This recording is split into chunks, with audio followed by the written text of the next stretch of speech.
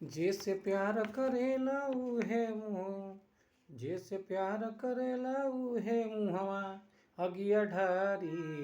दुनिया हवे मतलबी बेटा बेटी औरी नारी। दुनिया हवे मतलबी बेटा बेटी औरी नारी। जैसे प्यार करेला उहे मुहवा अगिया ढारी। दुनिया हवे मतलबी बेटा बेटी औरी नारी। माई बाप देखा भौजाई सब देखते सब रह जाई। माई बाप देखा भौजाई केहू संगहू नाही जाई। सब रोते रोवत रह जाई, सब करी दुनिया से देख विदाई। देख सब रोवत रह जाई, कदी दुनिया से विदाई। सब देखते रह जाई हो, सब देखते रह जाई, देही देहिया जारी। दुनिया हवे मतलबी बेटा बेटी औरी नारी। दुनिया हवे मतलबी बेटा बेटी औरी नारी। सिनुरा रोज देखाई नारी, डारी मंगिया देही फारी। उह देही सिंदूरवा जारी, धोके मांग देही उतारी। देखी धो के मांग देही उतारी। सिनुरा रोज देखा उतारी, नारी डारे दिन मंगारी।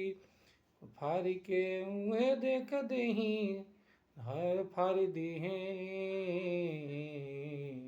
अरे फारी उहे दीहे सिनुरा जारी। धोके दीहे मंगिया डारी। सब देखते रह जाई, दुनिया से करी विदाई। दुनिया हवे मतलबी बेटा बेटी औरी नारी।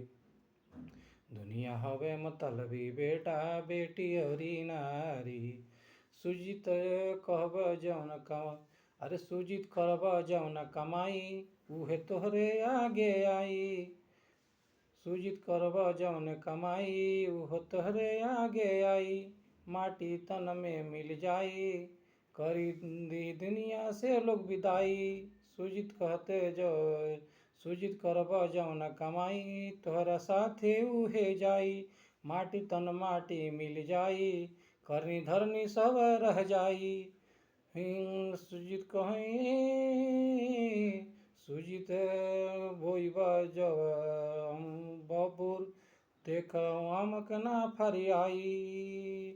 लोग देखा कर दीही, तोके देखा तो विदाई। दुनिया हवे मतलबी बेटा बेटी औरी नारी। दुनिया हवे मतलबी बेटा बेटी औरी नारी। दुनिया हवे मतलबी बेटा बेटी औरी नारी। दुनिया हवे मतलबी बेटा बेटी औरी नारी।